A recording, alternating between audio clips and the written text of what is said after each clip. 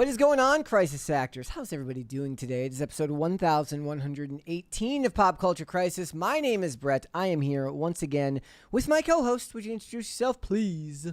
Hello, Crisis Actors. It's Mary. I have realized I just started using this as my focus group to test things out. What way? Before like posting about something or bringing something up in real life conversation, I have to like use PCC as the focus group to test whatever it is I'm about to say. In what world? Ask. I'm sorry, but in what world is like this a fair sample size of? It is totally not, but I totally don't care. And today, I was just kind of feeling a little nostalgic and looking at some old Happy Bunny merch. And I just want to know if anyone else remembers this. The Jim Benton Happy Bunny like logo. I don't know. I don't know what it really was based on. It was just a little character bunny that said sassy shit. Okay. That one. And I love it. Hi, loser. I love it so much. And here's the thing. Mary looks at me and she's like, did you ever wear Happy Bunny? And I was like, not wear. I just like, I don't know. Did you ever see it? I have no recollection of this whatsoever. I'm sure you didn't wear it. That would be weird. I fully admit that if I saw somebody wearing this, I probably would have made fun of them. I mean, it was most popular probably like circa 2008, but I was always so jealous of the girls who were allowed to wear Happy Bunny because I wasn't allowed to wear something that said sassy phrases. Not allowed to wear Happy Bunny. That would encourage sassiness. Not allowed to wear Happy Bunny. Not allowed to watch Arthur. It's just, you were deprived. Arthur was another one, like banned for sassiness. Can't watch it. And I probably would agree with that to this day. Like, that's probably a good choice. Why would you encourage your kids to be sassy? Because they think that's funny. Yeah. Like, no. I said, if cleanliness is next to godliness, then perhaps sassiness is next to devilishness, and we should not encourage. It is. You don't want to be sassy.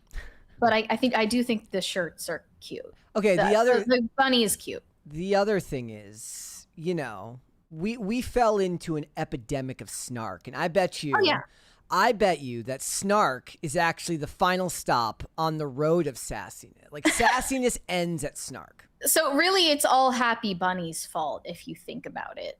Joss Whedon, yeah.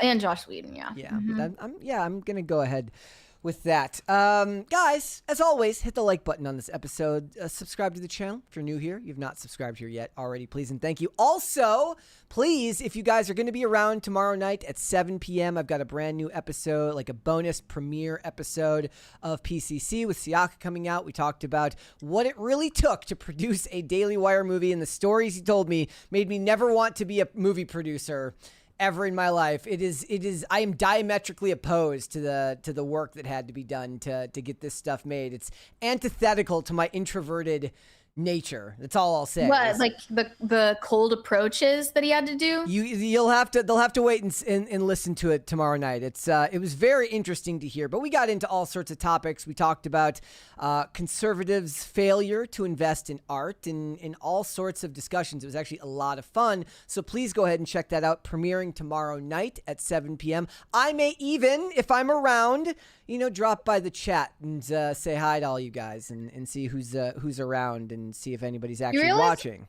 Most people, when you say what it takes to make a Daily Wire movie, are picturing Siaka like, I don't know, clipping Ben Shapiro's toenails or something. Well, it's definitely not like that. No. But there were some tidbits here and there that you did share it. I found it funny. Yeah, so you should stay tuned for that tomorrow. Also, if you're watching over on Rumble, thank you guys so much. We just passed 60,000 subscribers on Rumble, so thank you all so much for tuning in wherever it is that you choose to watch this show. Thank you guys so much. What are we getting into today?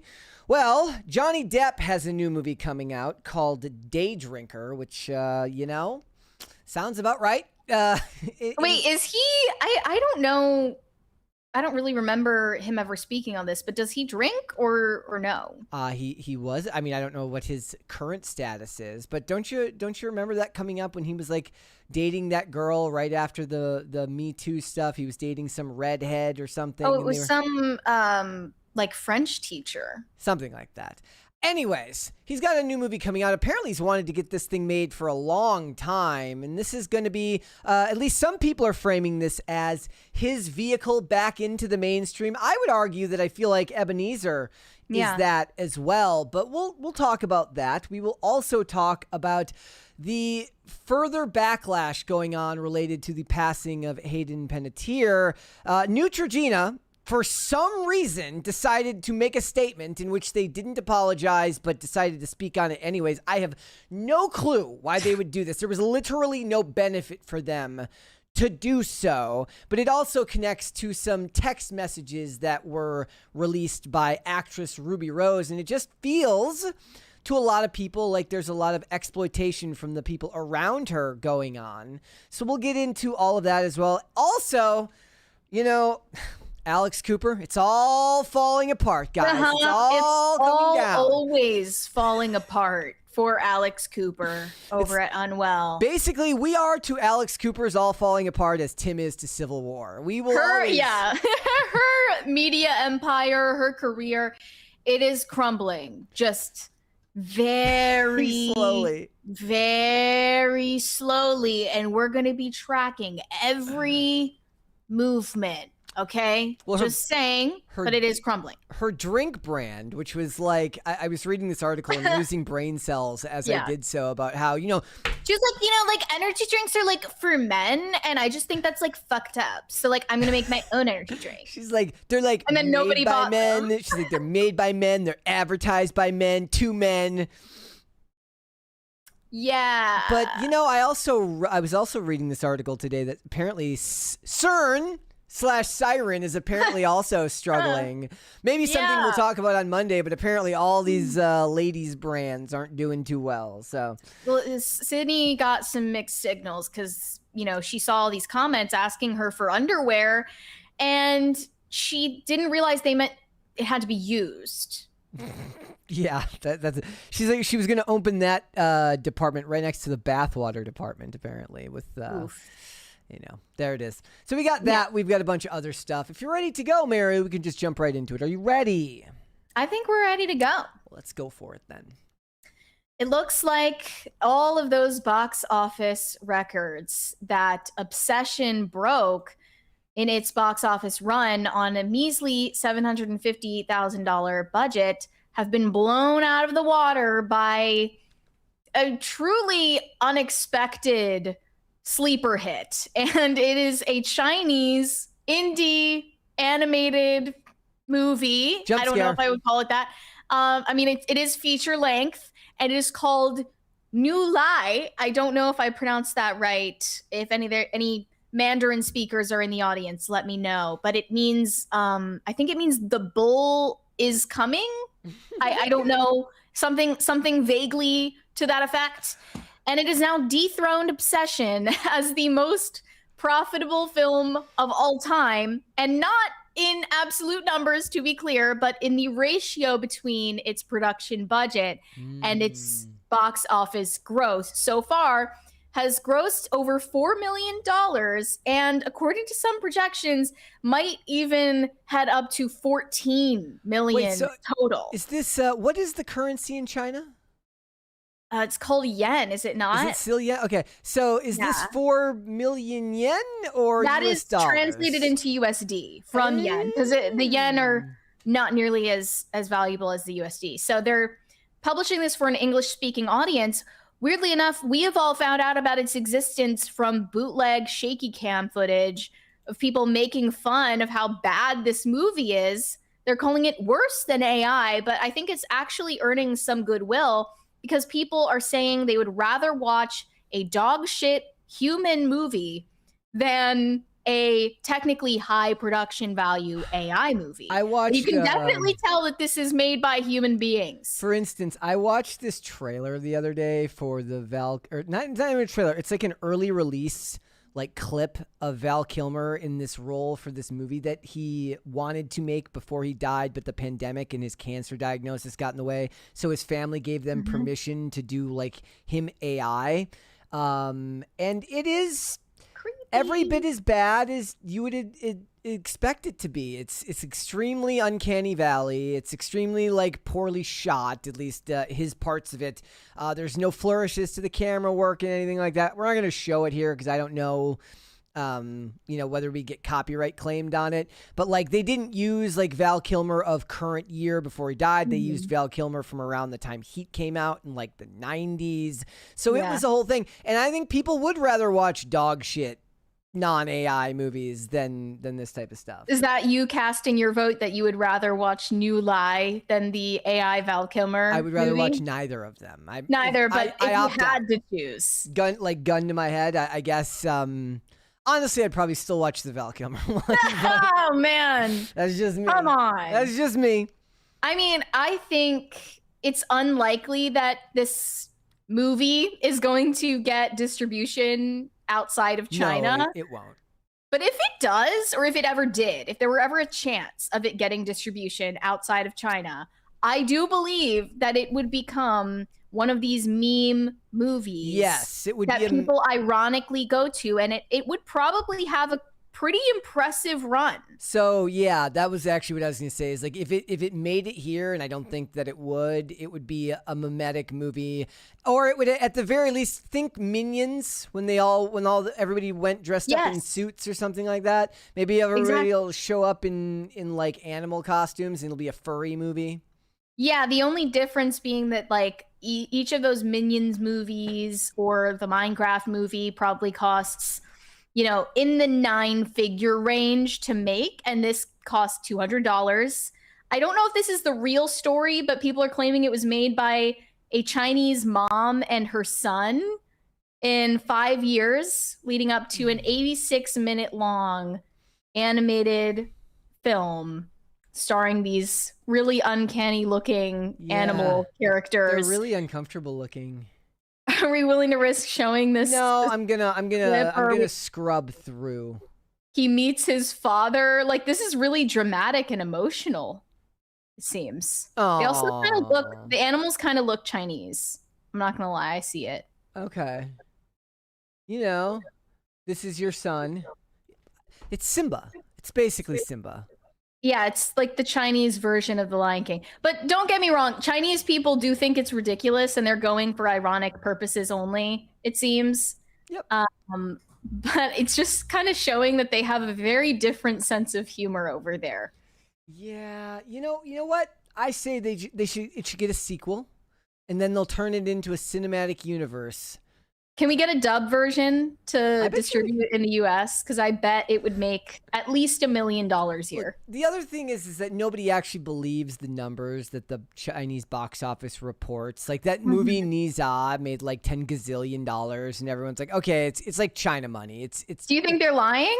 That this is like not the success story that it sounds like? There's how many people in China? Over 1 billion people? Like how many people are there in China? Is it over 1 billion, 2 billion? I think it's over 1 billion. Yeah, like they got a lot of people there, and they only let in so much Western art every year now, so they're basically starving out the competition. They're like, look, no more. Well, actually, I think they are getting Avengers. They're like, oh, we'll give you Spider-Man, and we'll give you the Odyssey, but other than that, you got to watch polygon-shaped lions, and that's it. Remember they were going to make their Top Gun movie, but they couldn't do it because it sucked? Right, yeah. And there was some undisclosed enemy in the movie that was implied to be the United States. Am I right? I don't remember if it was just supposed to be their answer, but we never because they were mad about the Taiwanese flag being on the jacket that they requested he remove, and he did. I think actually he did remove it, and then he put it back in, and then they went back and put it back in, which I appreciate. Also, obviously, there was no marketing budget for this movie, so a lot of the theaters in China that are showing this movie are creating hand-drawn posters for it, and it's spreading like wildfire across Chinese social media, such as Weibo. It says demand is still growing. It's going into extra theaters. 60% more screenings compared to 4 days ago. I fully believe if this ever had a chance of getting distribution here, Gen Z men would make it a success. It would. They could do it as like one of those Fathom event screenings, right? Where it gets like an event showing on a Friday night or a Thursday night, and people could do that. There's YouTube animated movies now that make tons of money by going out, for limited weekend releases. I don't remember what it was. I did a video earlier this year on some YouTube channel. To be fair, the channel had like 30 million followers or subscribers or something, but they released it in theater and it made millions upon millions of dollars in like one weekend. And I bet we wouldn't even need a dubbed version here because although the becoming Chinese meme has kind of fallen out of vogue, I do think it perfectly matches the moment. That's very scary looking.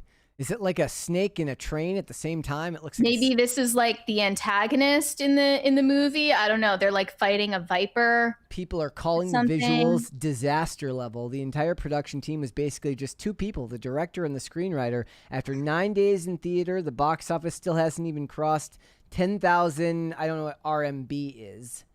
Well, that was only in the first week, but it's allegedly blown up since then. Yes. Okay. Of course, it's still better than anything Meghan Markle could come up with for Netflix. It gives an update here. It says, update, the 17th day since the release of the movie at 8 a.m. It has crossed 32 million, their currency. So, you know what? Good for them. Mm-hmm. All right. Speaking of Meghan Markle, I know that was a fantastic segue. Meghan Markle's life is undergoing some serious changes right now. It was announced last week that her and Harry and the children are returning at last after 6 years to live in the UK for an extended period of time. People reported that they're moving back to the UK in the biggest shift in their family life since stepping away from royal duties in 2020. They're relocating with their kids to the UK for an extended period beginning in September, where the kids will begin school. They'll maintain their home in Montecito, California, and their vacation property in Portugal, while establishing a private, non-royal home base in Britain. The location of their new home and school are being closely guarded, though. This move gives Harry and Meghan their first home base in Britain since relinquishing the lease on Frogmore Cottage. This is the residence that they were they were told explicitly to vacate the property after Harry put out his salacious memoir, Spare, in 2023 at the specific request of King Charles. And they have just reunited with Charles recently on their visit to the UK, where the kids saw their grandfather for the first time in over 4 years. That must be a really weird experience, by the way, because to the kids, he's basically a stranger. Charles is said to have been clear there will be no change in their status as private individuals. They're not working members of the royal family going forward. So they're sticking by the agreement that they made. Those close to the family believe they've successfully executed the half-in, half-out model that Harry and Meghan proposed to the royal family in 2019. With a base in Britain, Harry will be able to spend more time with charities as well as the Invictus community, while Meghan continues leading her lifestyle company as ever and pursuing future projects. And I think Harry has this idea that if they come back to the UK and try to garner some goodwill over there once again, Meghan Markle will have a second chance, because he was so heartened by the way they were received on their visit. He believes the more people see and hear from Meghan Markle, the more they will begin to like her. I think it's the opposite, actually. It's probably not true, but they refer to those future projects. Allegedly, Meghan Markle has decided to return to acting after a long hiatus following her exit from Suits in 2018. She's eyeing a return to the screen, according to a recent report. She has a new role being offered to her in an upcoming project based in the UK. And now Deadline has reported that it's probably the third season of Guy Ritchie's The Gentleman on Netflix, where she has an ongoing deal, a first look deal, which has been disastrous behind the scenes because they basically expected Netflix to come up with all of their ideas.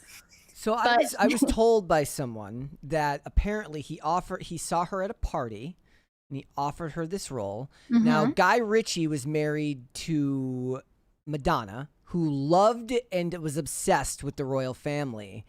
And they believe that this is like a weird connection between the two because they're not married anymore, but I think they're on good. I don't remember if they were on good terms still or not, but like, yeah. So she, maybe it's just, he's got that desire to have somebody connected to royalty in his show, however tenuous that connection may be. Like, I don't believe personally that Guy Ritchie was moved by Rachel Zane in Suits to the point where he offered her a role. Now, did Netflix maybe sweeten the deal and be like, hey, will you offer her a role? Maybe, but I kind of like the party story better, that he was just so moved by her past work that he offered her a role in the show. It's absolutely ridiculous. Sources say the talks are in very early stages and also hypothetical at this point because The Gentleman, starring Theo James, has not even been renewed for a third season yet. And its second season premieres on September 3rd. They don't have a role for her. Yeah, that's the ambulance coming to give her like shock therapy and bring her back to life because she's so shocked that somebody's offering her an actual role again. Look, I actually think, now call me crazy, I think that she could work as like a form of stunt casting, especially if they make whatever character she's playing the worst human being you could possibly ever make them. She should be an absolutely irredeemable, awful, vindictive, murderous, terrible person.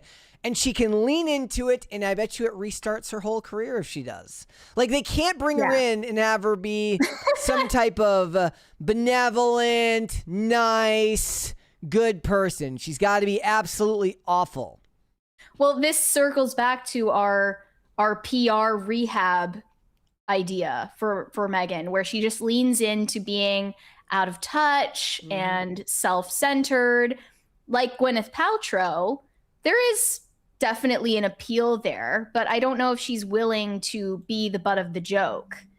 But in the that thing way. Is that saves her from being a joke, though. Like it does. It just, for her, she's so attached to seeming down to earth and relatable that I don't know she's capable of giving up that amount of control.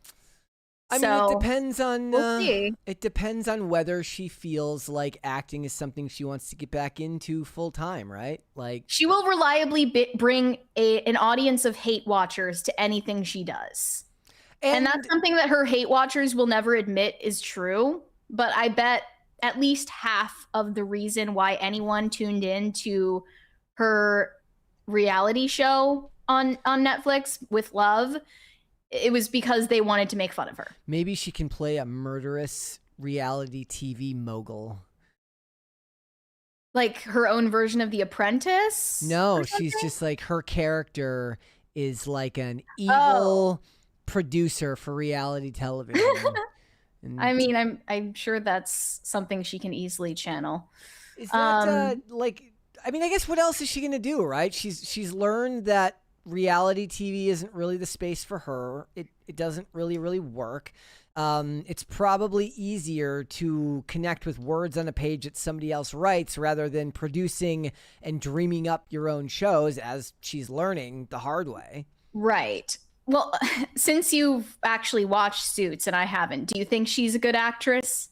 I mean, it was like, or just merely passable. She was fine in her role. Like, it was. It's not like I look at that and think that it was the greatest performance that I've ever seen. But I enjoyed her storyline in that show for the most part. But again, I didn't finish the show. I watched up through like season 4 or 5, something like that. But she wasn't the main character, and she wouldn't be the main character in this. Maybe that's the other thing. Is like, some people just have to accept that they're not supposed to be the lead of the show, and that's okay. Like, it's actually every bit as important. Like, you're not the main character of the universe. It's funny too, because it's like that's one of the problems that I have with Marvel's approach to television, which is like the way that it seemed like they dreamed up their Marvel Netflix show or Marvel Disney Plus shows was like, here's these characters that can't stand on their own as like the leads of a movie. It kind of makes sense, right? Well, okay, we'll give them television shows and really spread our market around. But a lot of times, even that doesn't work. In fact, I'd argue most of the time, outside of some rare examples, the ones that lead movies are still the ones you need to lead television shows. Well, I don't know if she's even going to get this role. I doubt it will happen, to be honest, because they did say this hasn't even been renewed yet. I guess Guy Ritchie is a pretty consistent guy. He gets his shows get renewed. What do you think of Theo James? The actor? Yeah, I haven't seen him in anything. Theo James, let me double check here. If it's who I'm thinking of, I like him a lot, actually. Hold on. Anyway, I did want to mention that in the news of their move back to the UK, it was heavily suggested that part of the reason they are leaving the US is because of Trump, which a lot of celebrities have gestured at leaving the US as soon as Trump got reelected. Some of them did follow through on that, like Rosie O'Donnell. Some of them didn't. But they said there has been public tension between the Sussexes and Trump in the past, when Trump said in January that NATO allies stayed back from the front lines during the war in Afghanistan. Harry, a combat vet from the Afghanistan war, issued a blunt statement, quote, "I served there, I made lifelong friends there, and I lost friends there." And for his part, Trump said about Meghan in May, "Boy, what she's done to that guy, Harry," in remarks to the royal biographer, Robert Hardman.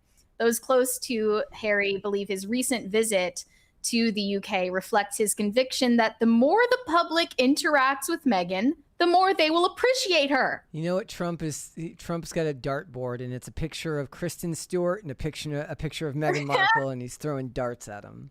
Yeah, he's like, keep your head up, King. He's all about Robert Pattinson and Prince Harry.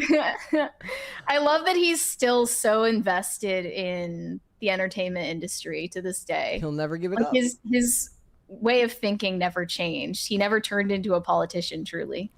All right, let's move on. It's time to expose. Yeah, we're exposing Ella Langley and her secret identity today. But before we do, I just want to mention that she has broken a major Billboard charting record with Choosing Texas. She's beat out Mariah Carey, Whitney Houston, and Beyonce, staying at number one for a consecutive 18 weeks at this point. And it turns out the pressure has gotten to her. There has been a recent spate of a lot of different artists canceling shows and stepping back from touring over public scrutiny and stress and just vague mental health struggles.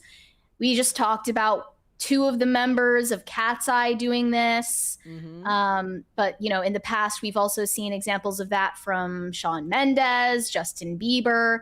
Plenty of artists have done this. And also plenty of artists have canceled shows because they simply couldn't sell out the venues that they booked.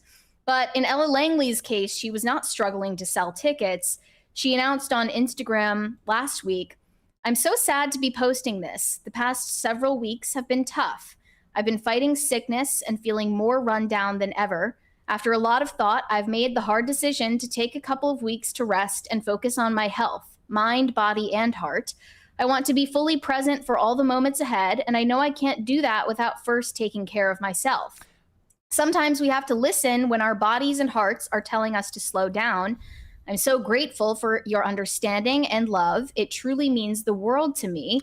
And she also adds at the end this Bible verse from Matthew chapter 11, verse 28. "Come to me, all you who are weary and burdened, and I will give you rest." And she continued, "Unfortunately, this does mean I won't be at the following shows." So she canceled, I believe, 6 consecutive shows in her tour and promised to come back on the road in September. I feel like back in the day, they would have just said they needed vocal rest. Like, that's the one that people, that's the socially acceptable one, is vocal rest, rather than like celebrity exhaustion. They'd have a different terminology for it. But now that we've destigmatized mental health to the degree that we have, there's no problem with telling your fans that you're not going to show up to your shows because you're depressed. You know me, as I've always said, just shut up and die young, as I've always... Don't do that. What followed this announcement of all of these canceled tour dates was a lot of speculation about the real reason for her decision and also her retreat back to Alabama, where she grew up. And Daily Mail published this piece titled Ella Langley's Secret Identity Crisis. Family reveals dramatic reason the country star had to flee Nashville, her total transformation and unrecognizable photos before finding fame. And this article includes interview comments from one of her former teachers, one of her aunts, and a lot of pictures of her from when she was growing up, where she does, in fact, look like a different person. And you did mention to me earlier that you saw this tweet saying, the same men who say they hate filler, Botox, etc., and want a natural woman are the same men who drool over Ella Langley. No shade to her; she's gorgeous. They can never throw shade. They always have to be like, but it's if it works for you. Now, I think this article is an attempt at repudiating the claims made about most country stars. And I think every country star has to deal with commentary like this, where people accuse them of being fake country or having to fabricate details about their past life, fabricate their identity in being a Southerner, being blue collar in their background, kind of like how punk in music, order to gain favor with the fan base of this music genre. It's kind of like how punk music used to be, like you have to prove that you wouldn't sell out back in the day. Right. Yeah. Well, nowadays, in order to prove you're punk, you have to be a leftist. But yeah. On the other hand, if you're a country star, you in a way have to prove your bona fides as having really grown up in that culture. And it sounds like a lot of this article is meant to bolster the narrative that she really understands being a Southerner, growing up in the South, and coming from a blue-collar background. One said in her aunt's interview, "This is a girl who grew up on a red dirt road. She's not faking it. So it's not surprising that she had a bit of an identity crisis in Nashville." She moved to Nashville after dropping out of college 2 years in. She was studying forestry, which is not a good investment. It's probably a great idea to quit while you're ahead and then find success in the music industry as she did. That was in 2019. So what you're saying is she's not like Posh Spice, saying that she grew up middle class. No. Langley told her fans that she needed to care for herself since she had spoken openly about depression, which she calls a family disease, and the imposter syndrome, a fear of being exposed as a fraud that she felt as her career exploded. Daily Mail can reveal that Langley has put down roots in a place where she went to escape the pressures of Nashville, buying a secluded waterfront home on Alabama's Lake Jordan, almost next door to her parents. And they also offered a comment, I think, saying that they needed to take some time together for family and prayer and recollection so that she could ground herself before fully launching her career in its next phase. She's also been like posting old family footage of herself. I think most musicians have these home videos where like they were singing and playing instruments from toddler age. Yep. Because they were born to be on stage. They were, from the day they were born, they wanted to perform in front of people. It was in their blood, as they say. They said she came back here and turned back to God, and now she is really taken off. Her aunt said she needed to reground and regroup and get rooted back home. Those roots stretch back through generations of the Langley family. I made a joke earlier about her last name. I was saying, like, it's a CIA psyop. Hello? Langley, Virginia? Wake up, sheeple. But apparently that's not true. And they are doing an interview with, like, her music teacher who taught her guitar. And he eventually reunited with her on stage, and she had him perform for her fans. Anyway, these pictures of her from high school definitely speak volumes about how you need to market yourself these days if you want to make it in the entertainment industry, because she definitely has gotten noticeable work done on her face, Botox and fillers, probably nothing going under the knife, but she's definitely adopted the look that you need to have as a country star if you want to be marketable as that image. And there's nothing wrong with that. It's just that, you know, some people think that that's a problem, and they think it's important to be authentic. Yeah. But living in Nashville now, like, cannot escape her music. I do find it obnoxious, especially Choose in Texas, now that I've heard it like more times than I can count. The other day, I literally walked into Taco Bell and there were a bunch of people like screaming the lyrics to Choose in Texas to their heart's content, which is nice, whatever. But I don't want to hear it anymore. It's very copy paste. Mary's like, if you're going to be whimsical, you're going to be whimsical on my terms.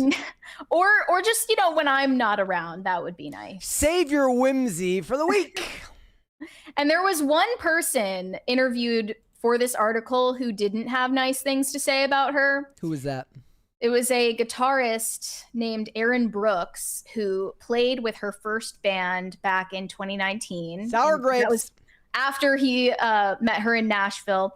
He was the rare person from her past who declined to comment, other than saying he had nothing positive to say, explaining that Ella Langley had told some untruths about that early band on a podcast, but he refused to elaborate.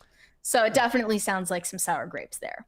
There's definitely some jealousy some under the surface. Grapes. Yeah, and but then he's gotten like picked up by all of these huge stars. Miranda Lambert started co-writing her songs with her, including Choose in Texas. She's one of the producers on her upcoming album, and she has been seen with these other stars like Taylor Swift, Morgan Wallen, Riley Green, Lainey Wilson. I'm sure it's very overwhelming to happen in such a short period of time, and it's understandable to hit an obstacle on the way.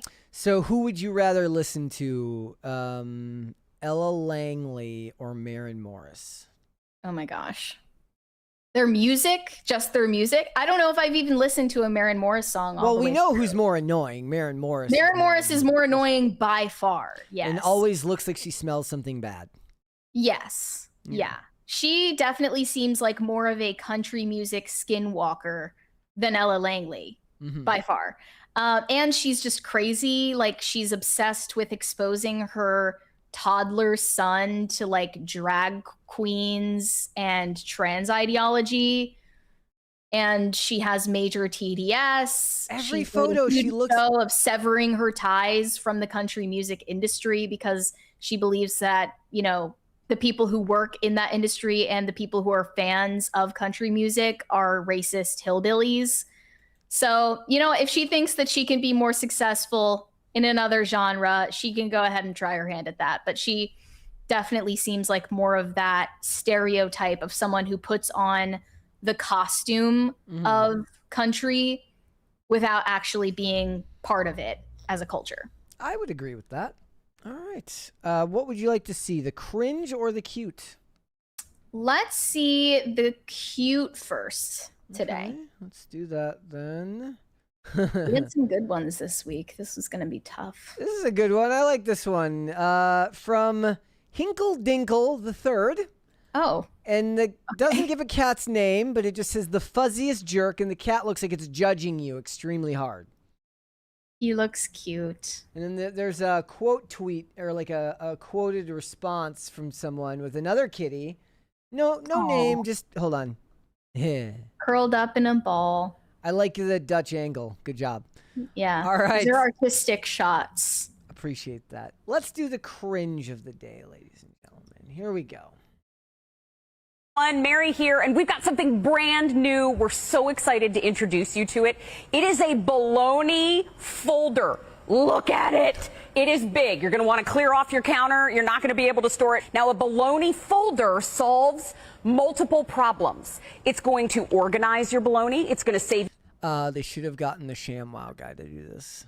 Yeah, she's not selling it yet. I met the ShamWow guy on IRL. Really? When? It was like 6 months ago or something like that. He signed. Whoa. He signed. Is he like a political guy? He was running for office. Yeah. Is he still running, or is the election? Okay. Yeah. He was very, very funny. Wow. Let's continue. But they should have the ShamWow guy selling this. You more space in the refrigerator and on your shelves wherever you store your bologna. And since there are 1,900 different types of bologna in the whole world, we got to get a handle on this. Wait, does it only work with bologna, or are other lunch meats on the table? Only bologna. No other lunch meat. Just bologna. Okay. Situation. First, you've got to grease this machine. You're going to want to grease this twice a day. Now, first slice of bologna, perfectly placed. See that circle? If it's bigger than that circle, it ain't bologna. So that's the first thing the machine's doing for you. We have it set to thin. So now we know we can organize the bologna. There's one thin stack. Here's another slice of bologna. Let's see. Oh, it's tripped up. Doesn't pass the gauge. That's a thick slice. I mean, I feel like you can do that with a visual inspection, but yeah, like that's just me. No, so now we organize that problem of organizing our bologna. Over here. So the first phase of our bologna. There's multiple phases of bologna. It's like it's the bologna cinematic universe. And by phase 3, she's going to snap the bologna out of existence. Folder is organizing the bologna. Now that we have the thin stack, look how gorgeous. Everybody take a second. Drink it in. Oh, isn't bologna so good? It's been such a pain up until now, though. Now we put it on the folder. Thin slice of bologna. It's folded. Oh my God. It's folded. It's sort of folded. Maybe, you know what? I've got it on the wrong side. Sorry about that. Here we go. Folded. And now you flip it into, see, it's just a learning curve. It's just don't panic. If this happens at home, this is the learning curve that we all go through. See, there it is. Now you can see folded beautifully. And then you take it and you stack it. It takes a the aggression. minute. There you go. Perfect. Now take your other slice of thin bologna. Put it in the middle. We're going to fold it again. I'm going to show you. Thin slice. She's breaking. She's laughing. Folded. Folded. And we're folded. There we go. Now you take that thin slice and stack it with the other. Now, Mare, what's the point? What is the point? What is the point? And what kind of colors does it come in? Well, first, let's talk about the colors. So we have it in black and aqua. We have it in tan, taupe, coming soon. You know, this is one of the fundamental differences between men and women, right? What? Like, the existence of this product means that there are women out there that will buy this. No straight man is buying this, but the market is king, and the market will sell this to a woman, and then she will have the absolute temerity to be like, you know, when she moves in with you, be like, he didn't even have a bologna folder. He was basically living in squalor. Okay, look, I know the community note says it's not a real product. I don't care. But I believed that it was real. Yes. Okay? Like, she at least sold me on the idea that this really exists. Yes. For all of you bologna enthusiasts out there. It's like when I read something on X that I know is like fake, I want to post about it anyways. I don't care if it's fake. It's like every time there's an account called Wong Updates, it's like a fake Marvel account, and I want to talk about it, but then some buzzkill always has to come and be like, it's a parody slop account. I'm going to believe that Zachary Levi showed up to the set of Tangled in costume and tried to break into the set. I don't care. Like, that's the version of reality that I prefer to live in. Community notes suck. Like, I don't want community notes anymore. I want to be lied to. I want to believe that this thing is real. Right? So yeah, if you guys have trouble organizing or folding your bologna, this product may be for you. I mean, in general, these types of like products that they sell on QVC are You know, I guess guys would buy what was the chillo, the pillow that stays cool no matter how long you lay on it. Yes, yeah. That's totally pseudoscientific. But look, even if this doesn't exist, equally ridiculous, or if not more ridiculous, products do exist. Not that Jon Stewart for $20 says this lady could sell ice cream to an Eskimo. It was an impressive showing. It was. All right, let's move on. Johnny Depp, his career, guys. It's on the rocks again. Yeah, Johnny Depp is still working on making his comeback. Hold on. Your camera froze there for a second. I think your internet might be cutting out. This hasn't happened in a very long time. Hold on 1 second. Are we okay? Yeah, now we're good. Let's tell me to put up a certain number of fingers. No, you're good. We can see you now. Let's roll that one back. Okay. We haven't that was depressing. We haven't had that happen in like months. Well, fingers crossed that doesn't happen again. Let's go for it. Let's move on. Johnny Depp. Johnny Depp is still working slowly but surely on his comeback to Hollywood, and it's rough going so far. We're still hearing a bunch of rumors about the upcoming installment of the Pirates franchise and whether or not Margot Robbie will be involved in it. That remains to be seen, but we've been promised developments over at Disney. And then at the same time, we see this announcement about his upcoming movie called Day Drinker, where he will be co-starring with Madeline Klein. And Madeline Klein is doing press right now as the last season of Outer Banks on Netflix is coming out. And they're kind of putting her career up to the test of whether a Netflix star can go on to become a mainstream star in other contexts. Do you consider, just before you go, do you consider Millie Bobby Brown that mainstream star? Because she does mostly streaming stuff, but she's They did bring her up as an example, actually, of someone who didn't graduate from Netflix status, because she did try her hand at a couple of non-Netflix projects that didn't do very well, and then returned for Enola Holmes, which is a Netflix movie series. So they have gotten comments from director Mark Webb about Day Drinker and how they decided to cast Madeline Klein in this co-lead role. They're calling it Johnny Depp's comeback vehicle, which is not a good way to market the project. By the way, before you go on, just remember Mark Webb, who gave us such masterpieces as Snow White 2025. Yeah, it's the definition of failing upwards here. He also gave us The Amazing Spider-Man and The Amazing Spider-Man 2, the two Andrew Garfield ones. But to be fair, those movies have their fans. Be that as it may, continue. Sure. They say Day Drinker sounds like a whole other sort of swing, requiring Madeline Klein to flex her dramatic muscles in ways she has never had to, back while being repeatedly kidnapped on Kildare Island. Indeed, to hear Mark Webb describe it, she's pretty much the emotional linchpin of the entire film. He said, Johnny Depp's not one to be particularly vulnerable. He is a dancer, a trickster, one of the great virtuoso actors of our time, but he doesn't cry on camera. So I needed somebody who could embrace a kind of pathos and give the movie a heart. And Maddie is very good at that. Mark Webb says that Madeline Klein surprised him with how hard she threw herself into the role. During her first week of shooting in the middle of the night in the Canary Islands, she had to roll out of a car and wrestle in the dirt with somebody 3 times her size. She was just like, let me do it again. Let me do it again. She was dogged in her commitment. For Klein, Day Drinker will test whether her huge online following and all of those fans that she's spent the last 6 years watching her survive shipwrecks and shootouts on Netflix are ready to follow her onto dry land and into movie theaters. She certainly seems well positioned for movie stardom, with a proven touch for comedy and now an upcoming high-profile chance to demonstrate dramatic chops. But if playing Sarah Cameron has taught her anything, it's that every adventure comes with some danger, and you never know how it's going to turn out in the end. She admits, I was scared taking on what could turn out to be the most consequential role of her career. I knew it was going to challenge and push me, but that was something I had not done before, and I was very determined. I was ready for it.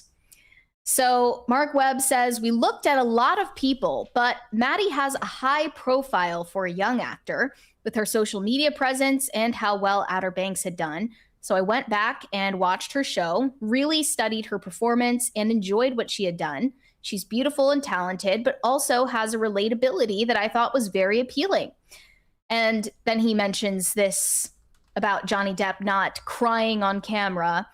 So she's supposed to be the emotional resonance of the movie. They're saying that he has cried on camera before in the chat, but the point is like, I guess is the idea that he just doesn't do that now. I'm trying to think of an example where he has. They said Edward Scissorhands? No, they said Crybaby. Oh, okay. Yep. And then they say plot details on Day Drinker are still sketchy. The thriller won't be out until March, but what is known is that Klein plays a bartender on a private yacht who gets mixed up with an enigmatic passenger portrayed by Johnny Depp, as well as a shadowy criminal figure played by Penelope Cruz, and that all three somehow end up sharing some sort of tragic connection. And people said that this plot had been leaked years ago, actually, where Johnny Depp is a werewolf and Penelope Cruz is a witch. Okay. I haven't seen those rumors before, but people are basically saying fat chance that Madeline Klein was the first choice for this role. You just couldn't find someone with more cachet to join the cast because of the fact that Johnny Depp is starring in it, and people don't want to be associated with him. How long They're ago? acting like. How long ago did they say that this story was supposed to be written for him?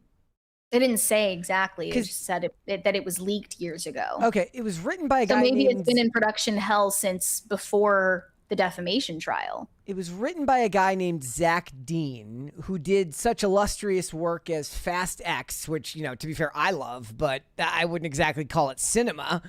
He did The Gorge, which I actually have heard some people enjoyed, and he did The Tomorrow War, which is that Chris Pratt Amazon Prime movie. So, you know, that's his credits. That, like, he doesn't look like a guy who would have been writing like this like big piece for Johnny Depp years ago. Like, most of his writing credits are from the last couple of years. Like, he has one in 2017 and one in 2012, but that was obviously ages ago. So maybe this is something he wrote like a really long time ago and it's just been kind of kicking around, waiting to get done. I only have seen Madeline Klein in Glass Onion. Nothing else.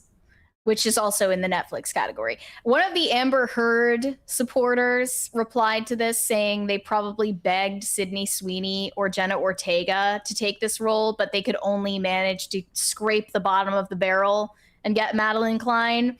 However, if we're to assume they asked the likes of Sydney Sweeney or Jenna Ortega or even Indy Navarrete, I'm sure any three of those actresses would have jumped at the opportunity. Yeah. Indy Navarrete, I bet that they would have said yes to it, especially Indy Navarrete, knowing that she is a fan of Johnny Depp, but Sydney Sweeney, knowing that she isn't particularly precious about, you know, associating herself with canceled or controversial individuals, given that she herself is one of those. And then Jenna Ortega, because, well, I guess it just fits into the type of role that we know her to take on. Jenna Ortega? Yeah. Specifically, yeah. Yeah. Especially after Miller's Girl. And someone was recirculating a clip recently of Brie Larson at Cannes in 2023 doing a panel, and she was asked about what she thought of Johnny Depp's opening film at the festival. That was, at the time, Jean Dubarry. Yep. This journalist, for some reason, just really wanted to get a soundbite from Brie Larson denouncing Johnny Depp. And she was understandably, visibly frustrated by that and said, "You're asking me that? I'm sorry, I don't understand the correlation or why you're asking me specifically," which is, I think, a totally valid response. But one of the quote tweets says, "The way her smile drops when she heard Johnny Depp's name, like Indy Navarrete could never." But in reality, like Brie Larson was just looking out for her own PR in that moment. Like she didn't denounce or disavow or say anything critical of Johnny Depp. She was just mad at a journalist for being rude and impertinent. Yep, the media baits. Now they're saying that a lot of younger actresses, Indy Navarrete included, are doing something called Depp signaling. They say the Depp signaling works. They don't want younger women who are feminist, leftist, or liberal. No complainers, no Me Toos. They want more of this, more Margot Robbies, more Scarlett Johanssons, more Diane Keatons. And they're referring to Indy Navarrete as the prime example of a non-problematic, safe choice for a Gen Z actress. And I bet Sydney Sweeney would go in that category as well. Yeah, probably Jenna Ortega, too. Yeah, like, I mean, all it is a return to a different time period when you didn't have to tiptoe as much around what you chose to do. Mm-hmm. And that's a good thing, if you ask me. Like, the point should be is focus on the work and don't focus as much on the people on the internet who are going to, hold you accountable for whatever stupid. We did a segment earlier this week about the very, very parasocial fans in WWE who are absolutely insane and go through the likes of wrestlers and then try to get them in trouble or signal online about how they're problematic in some way. The number one that we were talking about being Liv Morgan, who's a multi-time world champion in WWE, is like marrying some guy who's generically religious and apparently maybe voted for Trump, and therefore they had, and I'm talking like a thread of like 30 tweets, like not just like gathering this guy's social media, but also like who he's liked things from. And then that was tied with a thread with somebody who was posting all the wrestlers who liked Sophie Cunningham posts. Oh my gosh. Okay. So, because that's what it is, right? They have to try and keep you in line by trying to like police your social media. So counter signaling is a way to be early on, just be like, you're not going to stop me from doing what I'm going to do. So take this as who you think I am and move on. But here's a perfect third option. Just be one of those celebrities that follows 0 people on any social media platform. Don't interact with any posts. Don't comment. Don't like. Literally only post something if it's for work, something you're contractually obligated to post. That's it. 0. That would be an easy way out of all of these kerfuffles. As for the question of whether you can transition from being a Netflix star to a movie star, there were several examples of both sides that they brought up. They said Jacob Elordi is a success story in that regard, that he actually, a lot of people don't remember this, but he was on the Kissing Booth movies. Oh, yeah.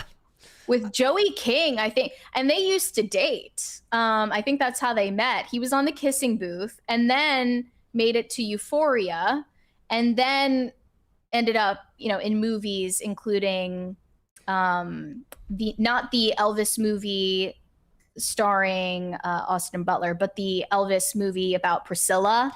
Then he ended up in Frankenstein, Wuthering Heights. I think he was also in Saltburn. Saltburn with Riley Keough. Right. And then they mentioned Sadie Sink, who's trying to claw her way out of the Netflix world. It's not just Netflix, though. Like, I bet you this will be true for, like, the Amazon Prime stars, like the people in The Summer I Turned Pretty, or the people in whoever hosts Heated Rivalry. They'll have to move on from that. Right. And then there's Millie Bobby Brown, arguably the biggest female star that Netflix has ever hatched. Since playing Eleven on Stranger Things, she has struggled to carve a place for herself outside of the streamer's subscription base, making just 2 out-of-network feature films before boomeranging back to Netflix to play Enola Holmes in TV movies. There is an obvious problem there. If you have gained most of your dedicated fan base from people who choose to only watch content at home on their couch, you can't really translate it to ticket sales for theatrical releases. And I guess you wouldn't even really count Jenna Ortega around this because she was already popular before Wednesday came about. She was already doing stuff before then. She was working before then, but I had never heard of her or seen her in anything prior to Wednesday. Like, that was definitely her breakout role. But she moved immediately to movies after that. Yeah. Yeah. Made a pretty seamless transition compared to Millie Bobby Brown. But I think that Millie Bobby Brown probably just doesn't care that it's Netflix slop and has a really great deal with them. So it doesn't matter. We have a 20 from Pop Culture Junkie who says the other casting trend is that you have older producers and directors that have reached their life's too short phase and won't hire problematic talent regardless of how good they are. Problematic meaning likely to misbehave on press tours, or problematic meaning like Johnny Depp type of problematic? Yeah, are you referring to problematic on the basis of the audience or problematic on the basis of the creatives? Those are two different categories, but I think the public is ready to embrace Johnny Depp once again. I don't think normal people care enough to hate him. I don't think so. Most people, I mean, that was right between the downfall of Woke 1 and the rise of Woke 2. I don't recall anybody supporting Amber Heard in like the normie space. Most people were sympathetic toward Johnny Depp or neutral. Who was it Ansel Elgort, the one who was like canceled as well because of he was a creep or something? But by that point, we were all fully in Me Too fatigue. Nobody was taking these claims seriously at the time. I mean, like, what year was that for him? Because I guess he did like Baby Driver in like 2017 or something. If we're talking like anywhere between 2019 through 2023, pretty much every time there was an allegation of like harassment, SA, whatever it may be, against a male actor or director, nobody took it seriously. And regardless of the merits, really. And he hasn't done anything since Tokyo Vice in 2024, and that was just the second season of that or whatever. He hasn't really done anything. It is funny that he was in Divergent. Wasn't the other guy that just Theo James, wasn't he in Divergent as well? Oh gosh. I only like half watched Divergent. Never seen it once. That fan base. I've never seen Divergent. It was like Hunger Games. If that came out in like 2013, right? Or am I wrong? 2014 or something like that. Yeah, I was like the target demo for that, but I never cared. So. All right, let's move on. We've got more stuff to get into. Earlier this week, we talked about a major boycott being staged by Hayden Panettiere fans and supporters against Neutrogena, a skincare company that she once was a brand ambassador for, who dropped her unceremoniously, according to her own side of the story, due to her comments about experiencing postpartum depression. And I think before we get into Neutrogena's spokesperson response, I want to mention the fact that Hayden Panettiere hold on. We're gonna have to restart. We've got a crisis party again, literally every time. Let's just hold on. There we go. Every time that we bring up Hayden Panettiere. Thank you, guys. Thank you. Wait, what happened? Where's the music? It just cut. That was really weird. Hold on. There are ghosts in here right now? I'll check in a second here. A cable might have come loose, but I'm not sure. Oh, no. If I get it fixed before the end of the show, we will do Are we gonna redo it? We'll redo it. But we got a 20 here from Pop Culture Junkie. I think that was Hayden Panettiere cutting the line. We got a 20 here from Pop Culture Junkie. It says both problematic enough that they may have trouble casting other people who won't work with the particular actor, in addition to being a potential landmine on press junkets. Okay. So. Yeah. All right, let's roll it back and let's start again. So I think that Hayden Panettiere's legacy is being dragged through the mud right now. And a lot of people are twisting the news of her tragic death for their own selfish purposes, including engagement farming, clout, and money. And I do think that includes Neutrogena's response to a fan boycott that followed from them dropping her due to her comments about experiencing postpartum.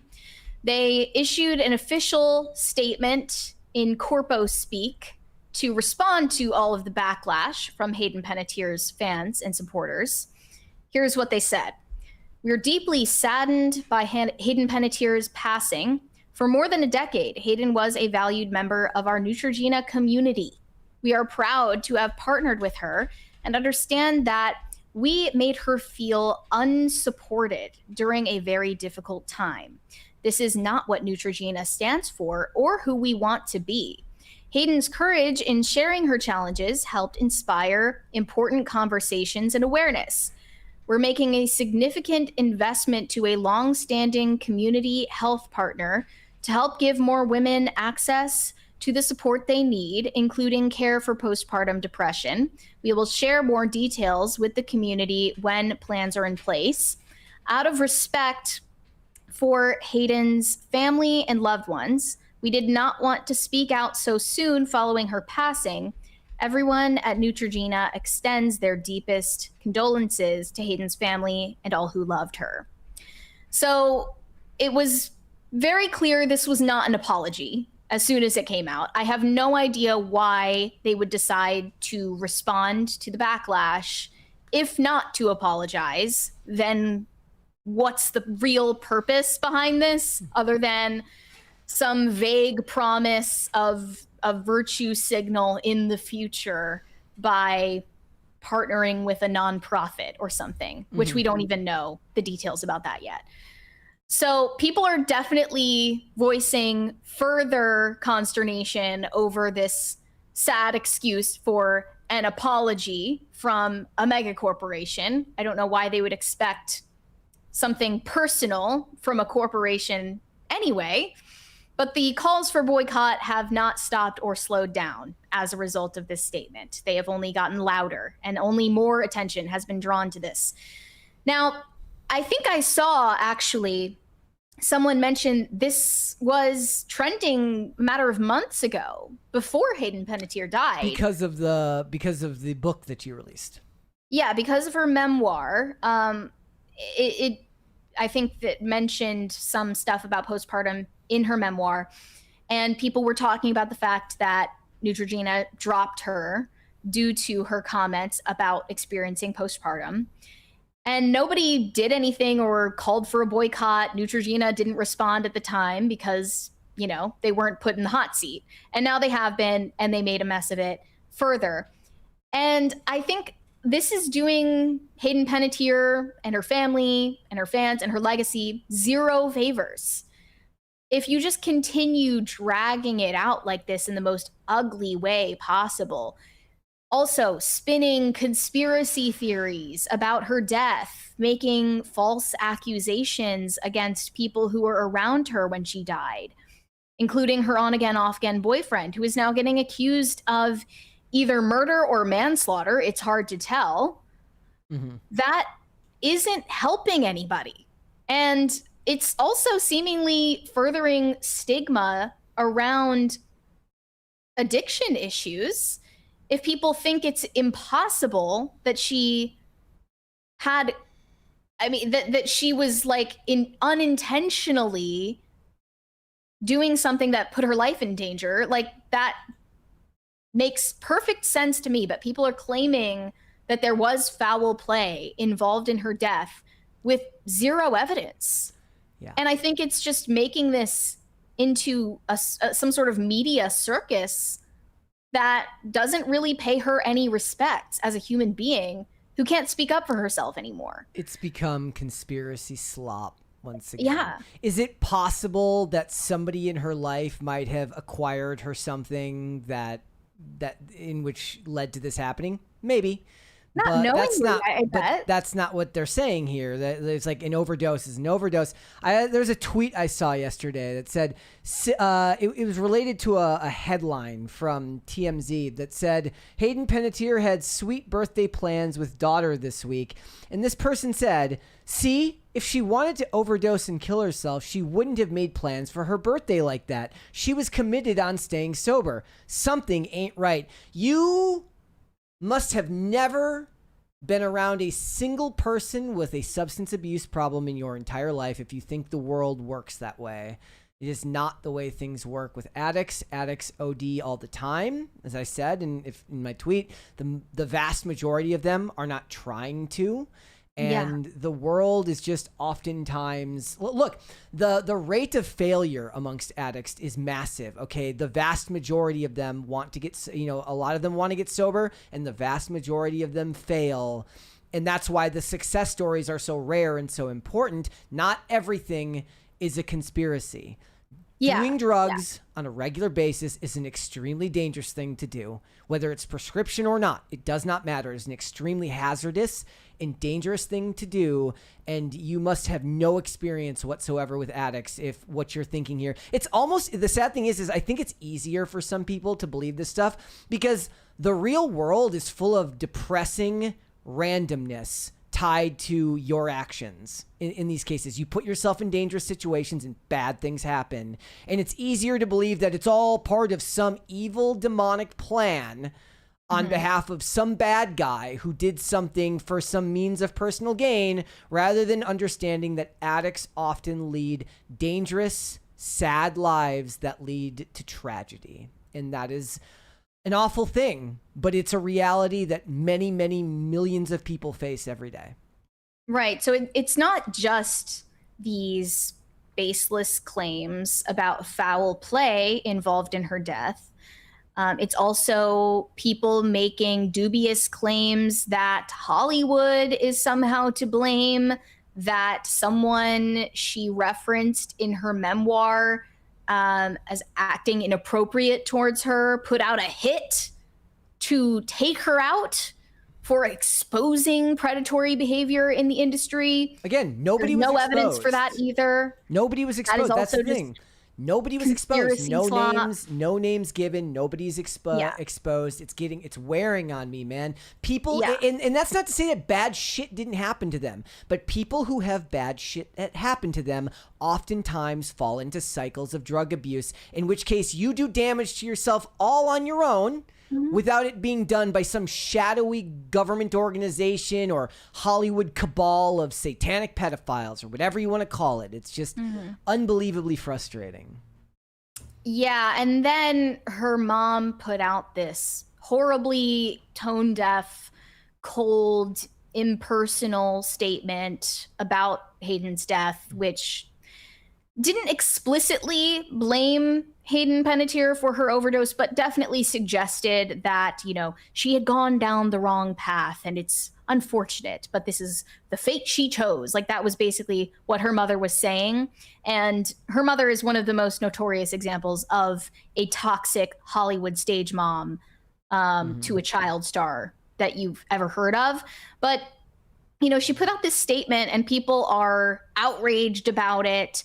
And then Ruby Rose throws her hat in the ring and gets involved, basically trying to clout chase off of the friendship that she had with Hayden Panettiere by posting a screenshot of one of their private text conversations.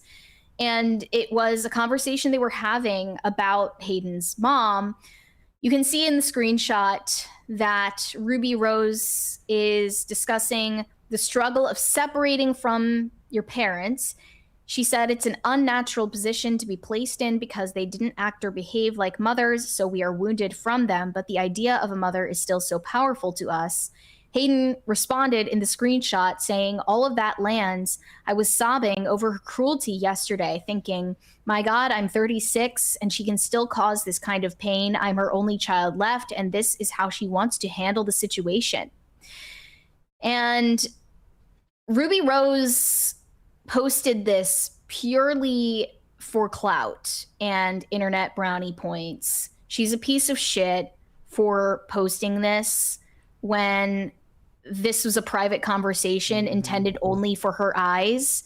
And now she's using it in a weird way to take jabs at Hayden's mom, who definitely isn't showing the world how she really feels about her daughter's death. I'm sure it's incredibly painful, and she's just not able to express that and probably chose not to try. But this is just what happens. You know, people take someone's legacy, especially when they die at a young age. This goes for anybody, like Charlie Kirk included. And they will just turn it into a vehicle for their own agenda. Yeah. To rage bait people, to virtue signal, to clout chase, to make money. It never ends. It's like now that her memoir is also forthcoming, it's all turned into this huge like money laundering operation or opinion laundering operation as well. It's just grossing me out. In the chat, there's a comment that says, if it was a substance related to it, if it was substance related, it amazes me that being so wealthy or having money and no test kit, at that point, it's the user's choice. The thing is it doesn't matter how wealthy you are. When you're in a repetitive state of drug abuse, you're not thinking clearly. And what you're proposing is something that a rational person does, not something that somebody who's looking just to get whatever they can to make the pain go away. They live in a very different manner. You're not clear-headed. You may think that you are. You might even be able to hide it to the people closest to you. And I'd argue that a lot of times they don't have the best people around them anyways. So a lot of times they don't even notice. But that's the type of thing that somebody who's living in a much more organized fashion does, not somebody who is suffering the way that many addicts who are that far along are. Right. People are also pointing out that she had filed a protective order against Brian Hickerson, this on again, on off again boyfriend of hers that had recently expired before they reunited in South Carolina. But again, that's not proof that she was, that she felt that her life was in danger or that he was forcing her to be there or she was there against her will or anything of the sort. People are just using this to get clicks and attention, clearly. All right, let's move on. We've got more stuff to get into. It's, again, remember, it's like Civil War. Eventually, Alex Cooper, it's all going to come crumbling down, and someday we're going to be right. Yeah, exactly. It's been a minute since we issued an update on the world of Alex Cooper, the host of Call Her Daddy and CEO and founder of her own media empire, Unwell. It looks like there is some good news and some bad news on that front. Most recently, we had talked about multiple exposés on the toxic work environment she created over at Unwell. She started hiring all of these post-grad Gen Z girls who were fans of hers, who ended up not interfacing with her in the office, but rather her husband, who sounds like he is a maniac with a personality disorder, constantly yelling at employees, making them cry, touching people inappropriately, asking vulgar, invasive questions about their sex lives and their appearances. None of that has been officially addressed other than her saying, "Don't believe everything you read on the internet." But now we have some more details about the turbulence behind the scenes running the actual business. And I think she's just about to give birth to her child at this point. So she's going to be MIA soon. Is the baby going to drink Unwell? She's just now shut down their ancillary beverage brand called Unwell Beverage Co.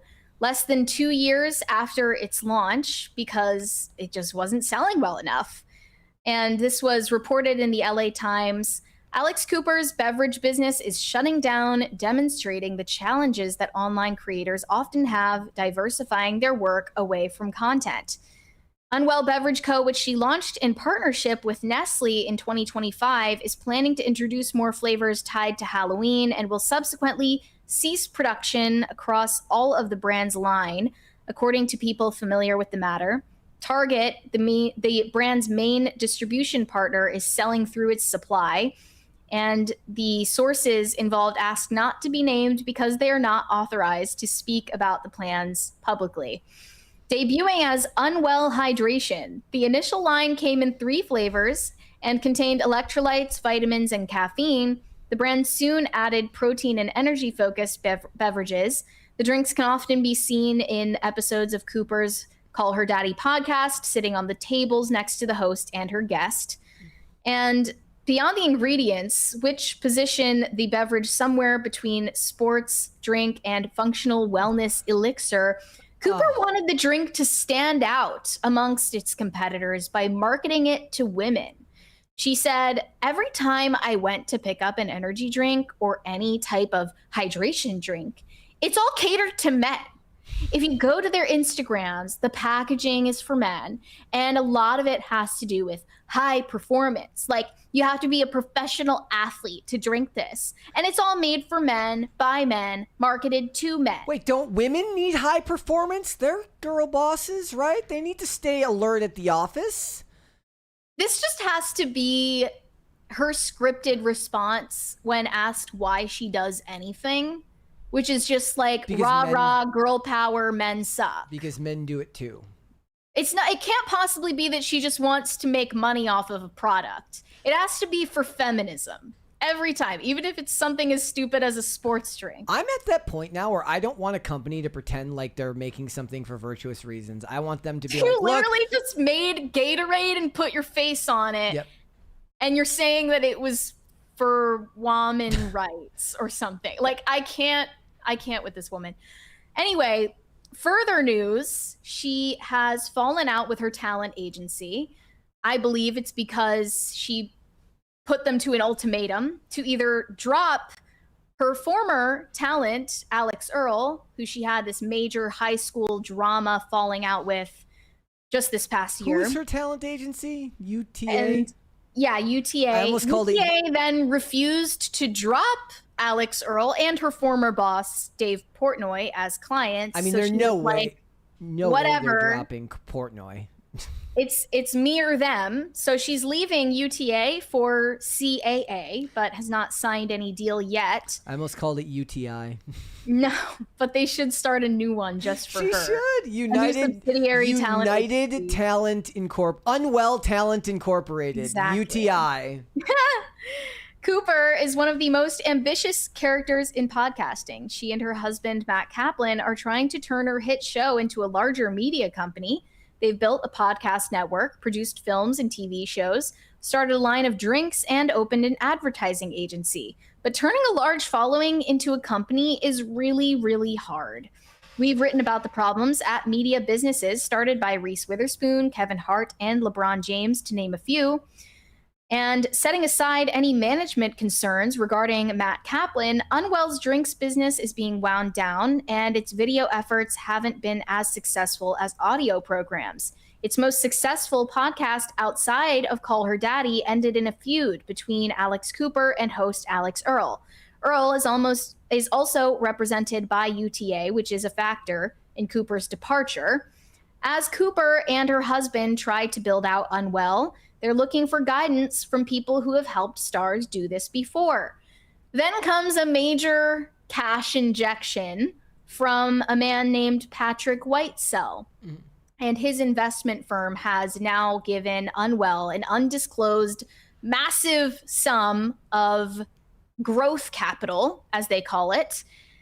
I would love to know what got Unwell to a $500 million valuation when they have no proven successes other than a flagship podcast, which started at Barstool.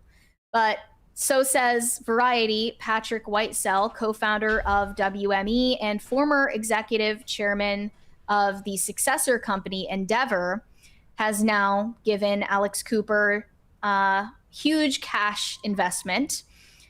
They say Whitesell's investment firm focused on media, entertainment, and sports that he launched after exiting Endeavor and WME last year has invested an undisclosed sum in Unwell that values the business at $500 million. Cooper and Kaplan, who self-funded the company targeting Gen Z women audiences, retain a majority ownership stake. Formed in 2023, Unwell says it has been profitable from day one and sees the Whitesell investment as growth capital. Unwell said that in addition to the funding, Whitesell brings deep strategic expertise, industry relationships, and a proven track record of supporting some of the most innovative companies and storytellers in media, including Peyton Manning's Omaha Productions.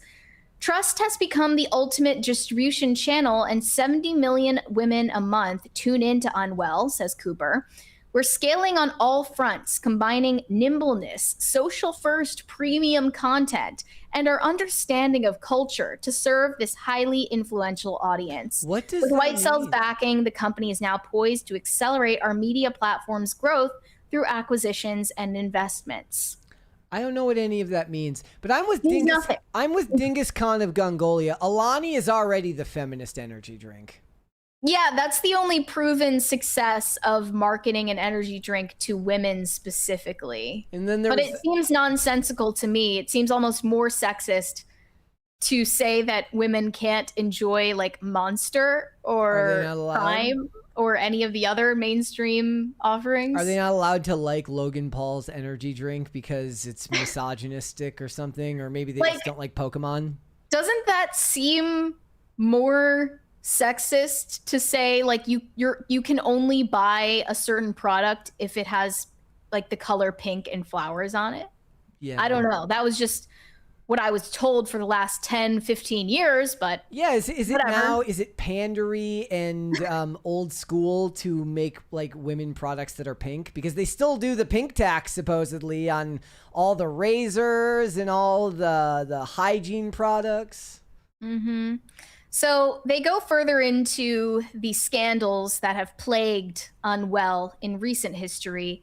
According to a Vanity Fair story that came out in June, one Unwell freelance employee alleged that Matt Kaplan creates the most toxic work environment that they'd ever seen. Anonymous sources say that Matt Kaplan questioned employees about their sex lives and commented on their physical appearance. There were also some mentions of wandering hands, but those weren't recounted in this article.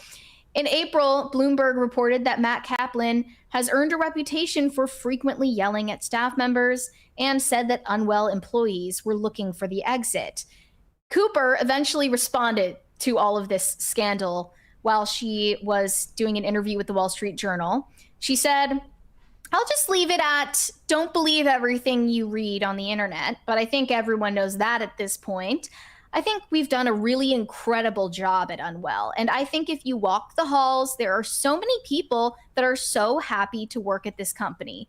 Unfortunately, being a woman in this industry is extremely difficult because you're held to a completely different standard, whether it's a smear campaign being created for someone else's narrative, whatever it be."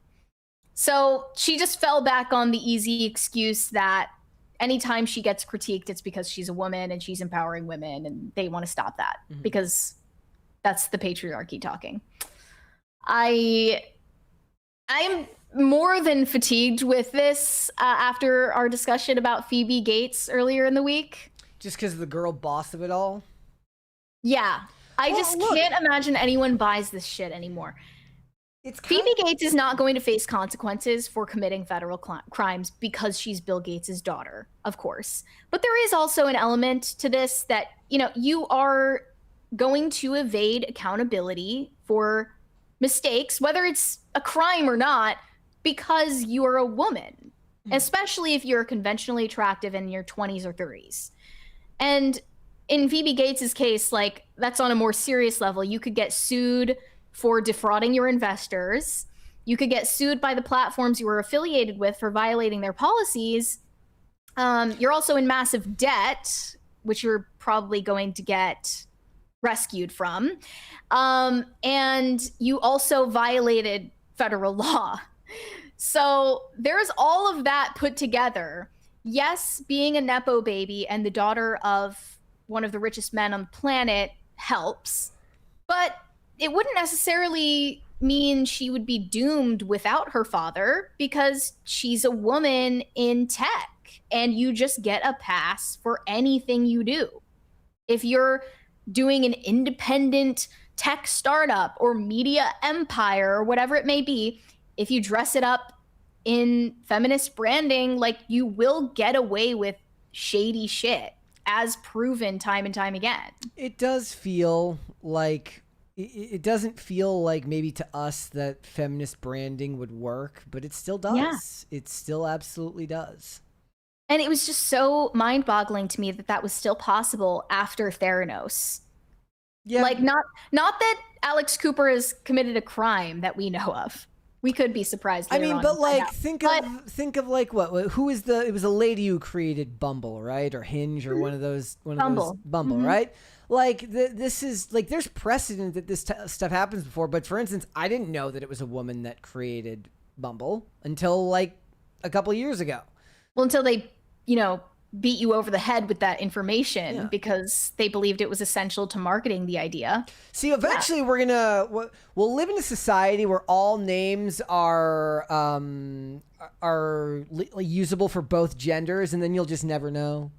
It's like there's a famous X-Files like episode director named Kim Manners, and I did not know for years it was a dude. Kim Manners. It's a guy's name. Oh. Yes, Kim. Asian? Huh? Is it because he's Asian? No. Oh. Kim Manners. Kim Coates is an actor that's a guy that's named Kim. It's a guy's name. It's like boy named Sue, but for Kim. And one day, all names will be unisex, and we'll just never know. And the only way you'll know is if they decide to brand that way. Honestly, I think there are only two reasons why Elizabeth Holmes was held to account for her actions and eventually went to prison. Mm-hmm. One is that she doesn't come from generational wealth, as Phoebe Gates does. Second of all, it was biotech, so medical malpractice was involved and like actual lives were put at risk. Mm-hmm. If it were just financial crime, she probably would have slid right under the radar and gotten away with everything because people were so intent on propping her up as a feminist icon. Yeah. And that was the reason why she did get away with it for as long as she did, eventually becoming like a 30 under 30 billionaire.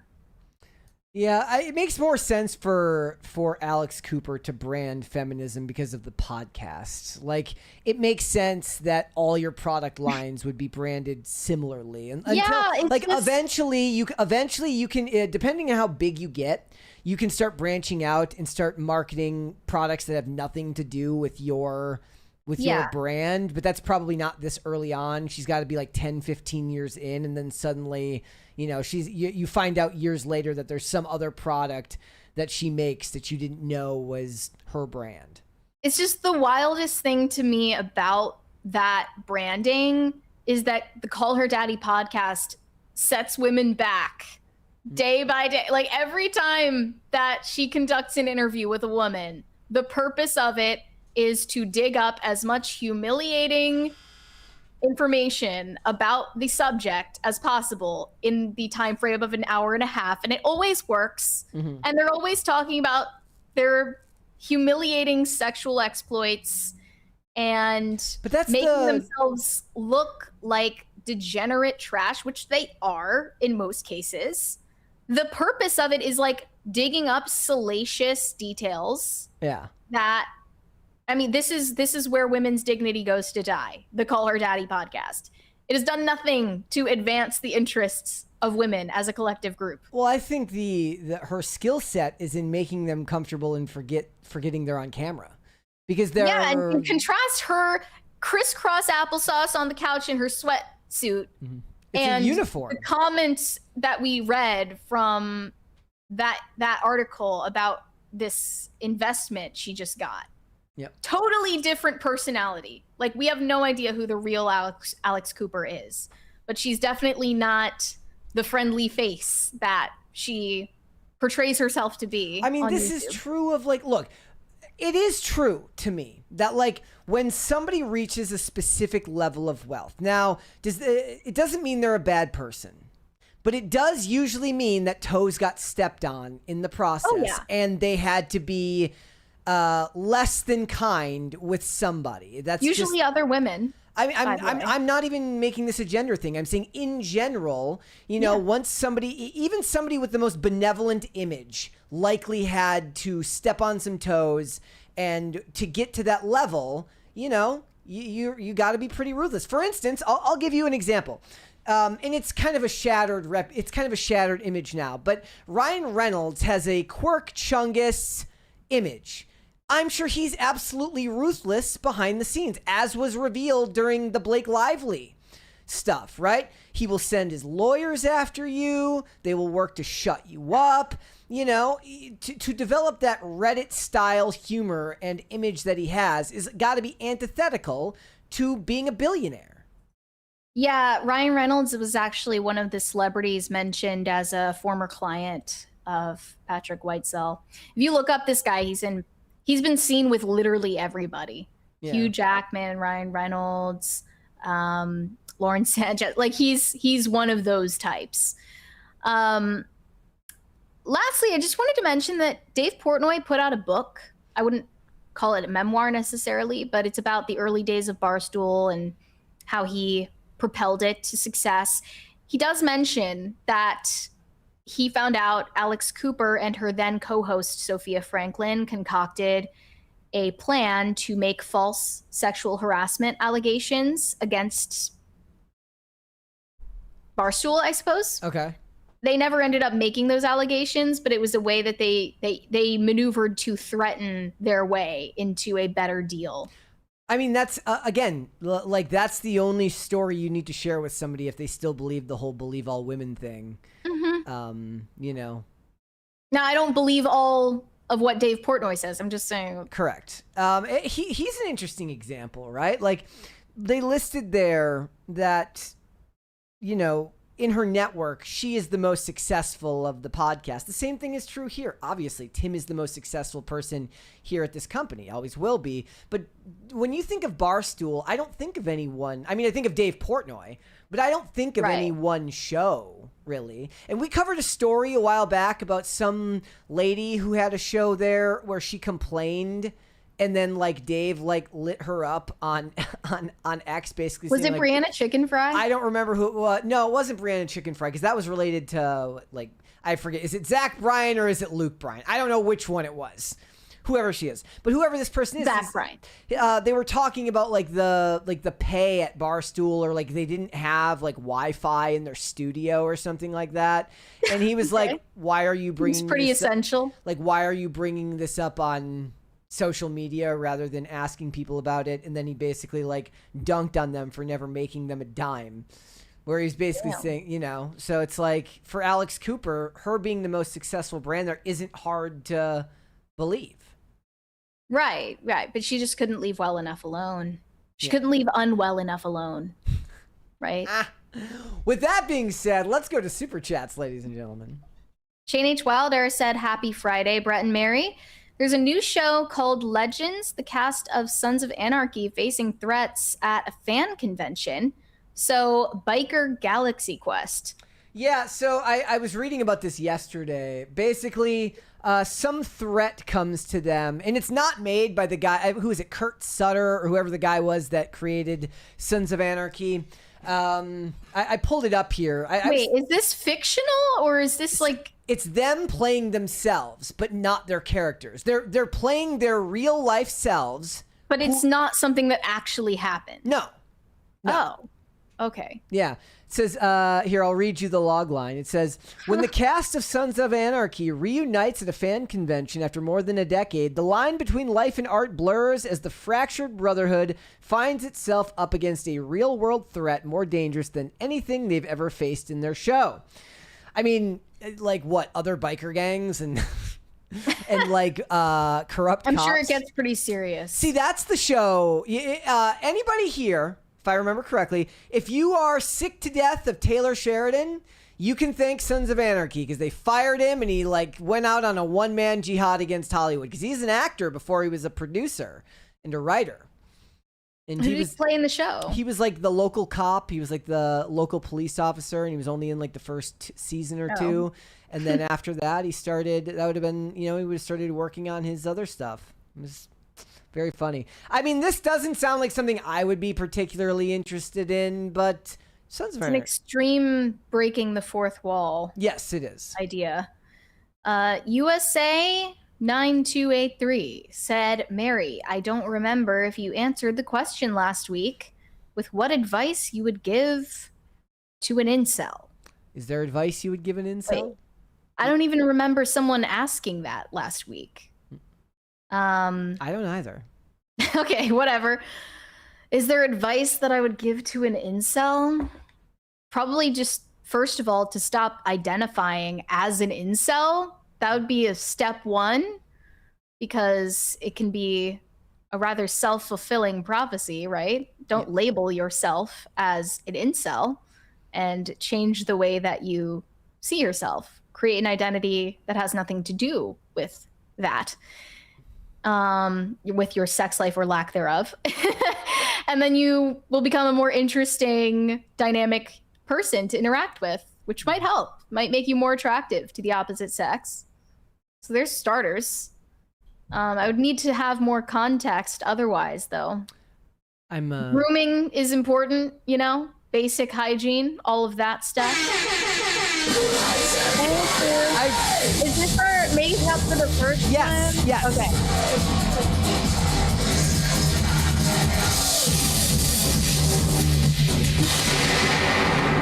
Guys.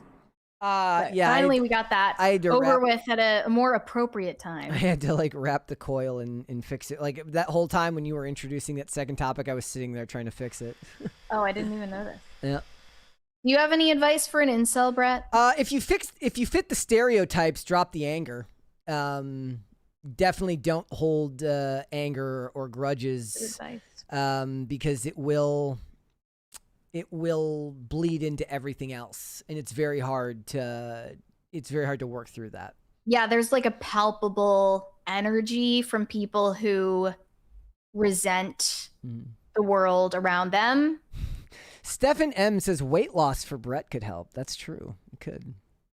You already lost weight. Now people are accusing you of using Ozempic. I know, it's such a flex.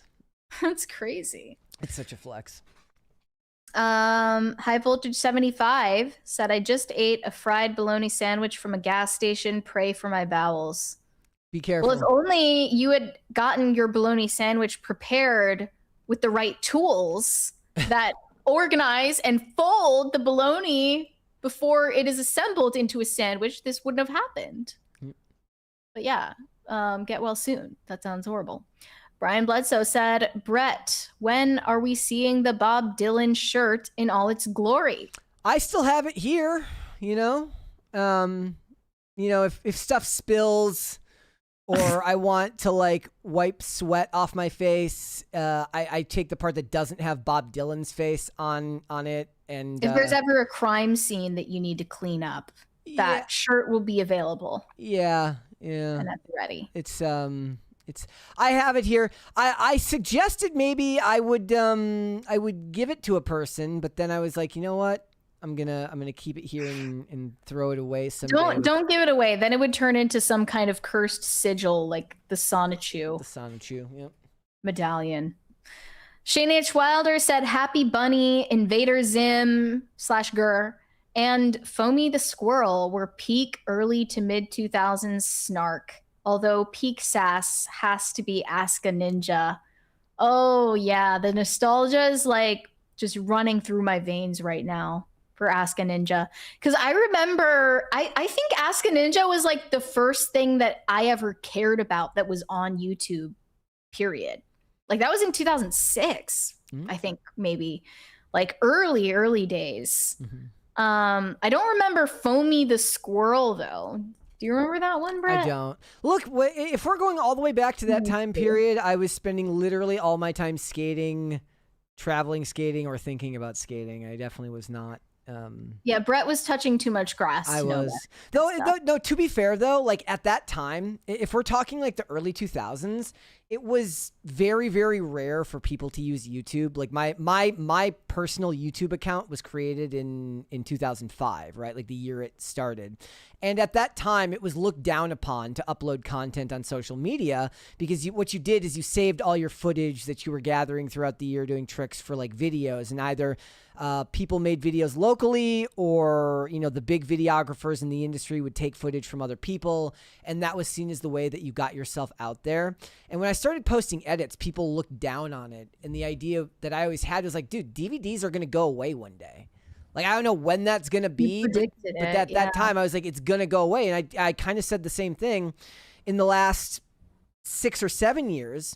I was like, like there isn't enough money in the industry. The sponsors can't pay you. Start a Patreon and start making your own content. Like, you don't need the companies anymore. Like, yeah, it's great to get free product, but if you're doing well enough, first of all, most of those brands will still work with you anyways. You're going to get the same thing you were getting before, product, not per diem or pay. So start making your own way and do that. And it feels like they're still, a lot of times these industries are still catching up. I'm surprised to hear you say that, because in those early days of YouTube, I feel like people at the time didn't interact with it like it was a promotional tool or a social media platform. A lot of people uploaded videos on YouTube just to store them because they didn't think anybody would watch them. That's why a lot of people put like home videos on there that accidentally went viral. For us, it was like, look, like there was a lot of, back then it was message boards, and you could actually like hyperlink stuff back then, and it was embed, like you could embed back then, which was really, really cool, which is less, YouTube doesn't do that really anymore. So that was a big thing. That's also where you learn to have a thick skin, because people are assholes, and you're like, okay, you have to learn to, it's when you learn to accept whose criticism matters and whose doesn't. I just looked up Foamy the Squirrel, and one of the shirts that features Foamy the Squirrel says, "You can't become a better person until you realize and accept that you actually suck." Profound. That's profound. Also, Foamy owns you, worship me or suffer my squirrely wrath. I also like that one. It's kind of happy bunny coded. Robert Delara said, Harry and Meghan leaving the US is another way to celebrate America 250. Wow, I almost forgot about America's birthday until you just said that. But you're right. Shane H. Wilder said, "De Popo always after Mary." Yeah, I mean the Popo is always going on out there for you. I'm on the run from the law. Brian Bledsoe, Mary, can we get a side-by-side of Ella Langley before and now, because I wasn't seeing the difference? Well, that'll be difficult now that we've I deleted I deleted the folder, so. Well, unfortunately, those pictures were behind the stupid Daily Mail paywall, so you're gonna have to figure out how to breach. You can figure it out. Yeah, but they're available if you want to compare. Pop Culture Junkie said Baloney folder was a QVC April Fool's joke. Yeah. Don't be a joy kill about it. Boring. Corey Anderson said, Mary, Kyler would buy a baloney folder. I bet he already has one, knowing Kyler. You know what I would use? I would use one for is like, you ever seen those things that you can buy where it's like salami and then it's wrapped around cheese? Those are I want a machine that just does that for you. It somehow creates the string cheese part and then wraps the salami around it. Well, those charcuterie trays that they sell at Aldi are surprisingly affordable. All the stuff that I used to like to get, the multi-type of salami trays are they're so fucking expensive. And then you go and you get the spread and you're like, what am I, made of money? I'm not made of money. The spread is $7. I'm like, I'm not doing that. Yeah. Jordan King said, obsessed with Theo since Divergent, one of the best looking actors, should be the next Bond. Ask Mike Harlow if he's seen The Monkey. He probably has, but I'll ask him this week. Mike will be back on Tuesday, it looks like. Know if I even would recognize this guy. I did not. He was not who I was thinking of when I saw it there. And again, he looks a lot like he looks like James Franco. Maybe just from some angles. I don't know. The more I watch old TV shows and movies now, the more I realize how much every celebrity is an archetype. Where I see I can't think of an example off the top of my head, but I was watching somebody recently in an old TV show where I'd never seen them when they were that young, and I was like, wow, they really are just a copy and I guess the person I was thinking of was like the person of which future actors became the copy and paste version of them. We've got a currency fact check here from Christina Lee. Yen is Japanese currency, Chinese is yuan, and Korean is won. I'm definitely not going to remember that 5 minutes from now, but thank you. Laughs in American. Laughs in freedom. Well, the super chat about the currencies is thankfully in USD, so fellow American. Robert Delara said, Daisy Ridley is in the Ebenezer movie. Would she be in the same category as Madeline Klein? Meaning they could not find anyone else to play a certain role because of Depp. Maybe there is no comparison. Daisy Ridley, like, what is she doing these days? That's a good point, because she's really not a get. Like, what is Daisy Ridley doing these days? Nothing. Well, she's doing Ebenezer, obviously. She was in... But we know that she's not a get. She's not... Oh, you know, she's not a that's not true. Certifiable That's not true. Star. I have something from her here. In 2025, she did Cinema for Gaza presents Pride and Prejudice, the table read. Yeesh. And in 2025, she did quite a few things in 2025. She did, I mean, I haven't heard of any of them. Grand Envy, which is a short. She did Trailblazer, which was a video game, Cleaner, and Butterfly Journey. I haven't heard of any of this stuff. Not ringing a bell. The last thing I saw, I think I saw her in The Bubble. That was the last thing I saw her in. She was in that? I don't remember her Probably being in that. Probably for like 2 seconds. Shane H. Wilder said, during that time, most normies I knew were on Depp's side, especially after it came out that Amber shit on the bed and blamed the dog. Dude, what do you think about that nowadays? What do you mean? Do you think she actually did shit on the bed? Like, in your heart of hearts, like, do you think she shit on the bed? I mean, what's the other alternative? That it was a dog? Well, that's what she said that happened. She said it was the dog's shit. Well, frankly, that's her story. You know, we'll never know. Sticking to it.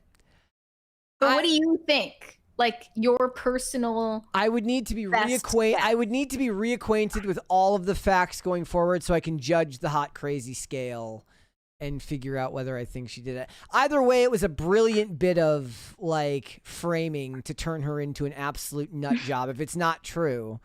I need to have some facts and figures. I need the circumference of the shit in question. Correct. Yeah, I need the circumference, the length, the weight as well in order to make a determination. But yeah, normies were definitely anti-herd at the time. Anytime you have a death like this, the conspiracies come out of the woodwork. Remember when Heath Ledger died and they tried to blame Mary-Kate Olsen? Did they?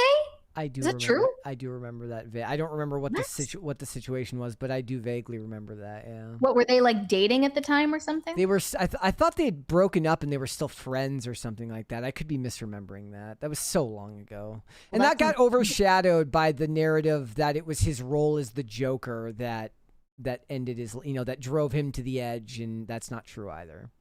I think we might have missed this 20 earlier from Kevin Kelly regarding Alex Cooper. What's the female version of an edgelord? An edge lady? Is that what they're called? I mean, I think that women can be edgelords. Wait, is lord in the actual parlance, like, is it actually called a lord and a lady? Yeah. Okay, then it would be an edge lady. Fair enough. I would identify as that. Actually, you know what? No, edgelord for both. We're going unisex on this one. I would agree. Equal opportunity for everybody. Not that Jon Stewart said my ex-father-in-law was a Kim. There you go.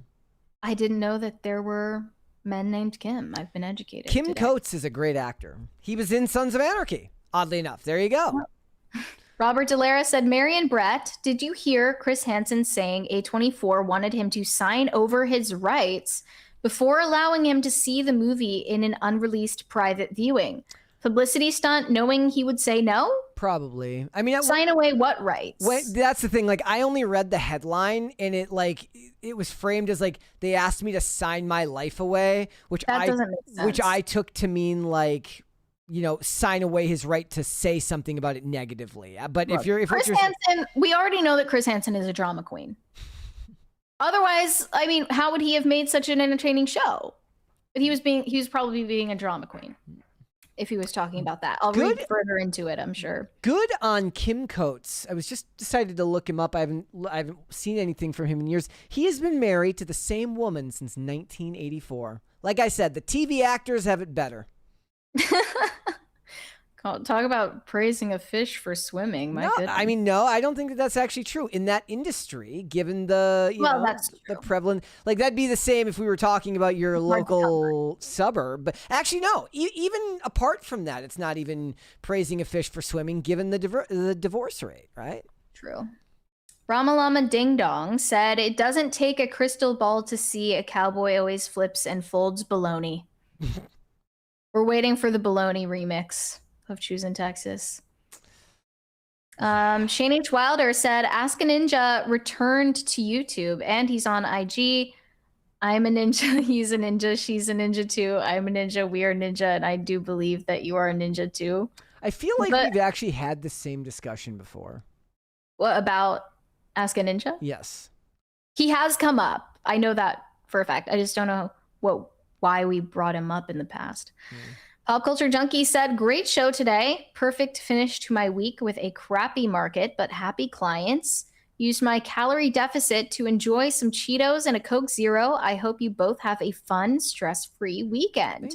I actually, I have an admission. I drank some Diet Coke recently, and I felt like I was cheating on regular soda, which I don't really drink anymore, but I was like, there was some Diet Coke here, and I'm like, you know what? I'm going to have one. And it scared me because it actually tasted like, it's been so long since I've drank regular soda that it actually didn't taste like dog shit, which is what I've always thought Diet Coke or Diet Soda tasted like. Wouldn't ever buy it, but if it's around, perhaps. Wait a minute. How would you know what dog shit tastes like? It's a good point. Recently, someone explained to me for the first time for breakfast? What the actual difference is between Diet Coke and Coke Zero. Yeah, and isn't Coke Zero worse for you? I don't know about what's worse, like health-wise, but they said that there is a particular chemical that's in both normal Coke and Coke Zero that Diet Coke doesn't have. So Coke Zero is the one that's supposed to taste the most similar to normal Coke. But I mean, it's all bad for you. Who cares? What did they say? What ingredient it was? It was some really hard to pronounce something phosphate. Acesulfame potassium. That sounds right. And it's buffer potassium citrate, both of which are used to mimic the exact taste profile of regular Coke. Diet Coke does not use these specific chemicals and relies on a different flavor blend. Excuse me, whenever I read something like that, it gives me an unbelievable amount of respect for the actors who play scientists on TV, and they have to say the crazy chemicals and stuff like that. Right. You need a dialect coach or something. Speaking of calorie deficit, oh my gosh, the calorie deficit insomnia I've been having this week, crazy. Just from going to bed hungry, fucking sucks. Literally just your brain is just like, don't sleep, eat more food. And I'm just like, stop. Yeah. Yep. You have to just that's worn away. That's worn away for me in a way. Like it was a little bit like that when I first started counting calories, but now it's more like depending on what time I get up during the day, like especially if I get up at a really good time, like today I was up at 8 or whatever. Mm-hmm. It's like it sucks, but it's fine. Like I don't have the same thing that would happen before. And it's definitely worse if I've been off the wagon, so to speak. Oh, like a week ago, I had like one day where I drank like two regular sodas and I ate a piece of like pie, and I woke up and I'm like, never a fucking piece of pie. How did you end up with a pie? A piece of pie, like one you buy from the store. You just bought it like singular? Yeah. Well, it was 2 slices, but I only ate one piece, and then I was like, I'm never doing this again. Like I literally was like, how did I used to do this all the time? I was picturing you like a cartoon character floating to someone's windowsill, you know. Yeah. Shane H. Wilder said, "Don't ask me how or why I remember the theme. I used to have it as a ringtone on my first iPhone." That is so nostalgic. Did you ever have a ringtone that you used? Currently, the ringtone that I have for text messages, which almost never goes off because my phone is always on vibrate, is the Kim Possible ringtone, which you probably wouldn't remember because you didn't watch Kim Possible, but it's do do do. That's it. Props to Cleric for mentioning Cassettes in St. Paul. Cassettes is really good. My ringtone on my phone, which I never heard because my phone is literally always on Do Not Disturb. Same. Was the original theme, not the theme, but one of the more important pieces of music from the show The Mentalist from composer Blake Neely, because the theme was very calm and measured. And that way it's like, oh, it's not like ringing and scaring the crap out of you. What's your morning alarm sound? 80s phone. What does that mean? It's just a preset on Android? Hold on, let me I only know the Apple ones. But mine is actually Claire de Lune, which I deeply regret because now I will never enjoy hearing that ever again. Yep. I've completely ruined that for me. See if I can test it here. It's like it wakes you up. Hold on. It says a lot about you. The type of ringtone you choose to wake up to. I actually haven't. I just realized I haven't turned it back to this since I got my new phone. I don't even know if it has that one on here. Does it? Here it is. Yeah. Ugh. You will wake up when you hear that. That's horrible. Well, yeah. That's the point. That's brutal. It doesn't matter. I haven't had to use my I usually wake up like 5 to 10 minutes before my alarm goes off. Pop Culture Junkie said, Mary, I feel your pain. I've been on alternate day fasting diet for a year to maintain weight and still indulge. Some nights are not fun. Does that mean that you only eat every other day, or is it some sort of like scheduled thing? I'm guessing it's the latter. Yeah. Because not eating every other day would suck. I just try to hit to keep it to 2,000 calories. And I did 2,000, my maintenance is 2,000, nice. Yeah, I know, right? My maintenance is 2,200, but I usually try to get 2,000 because I'm usually assuming that I try to over guess on the stuff that I can't know for sure. Like if it's prepackaged, you know exactly how much is in there.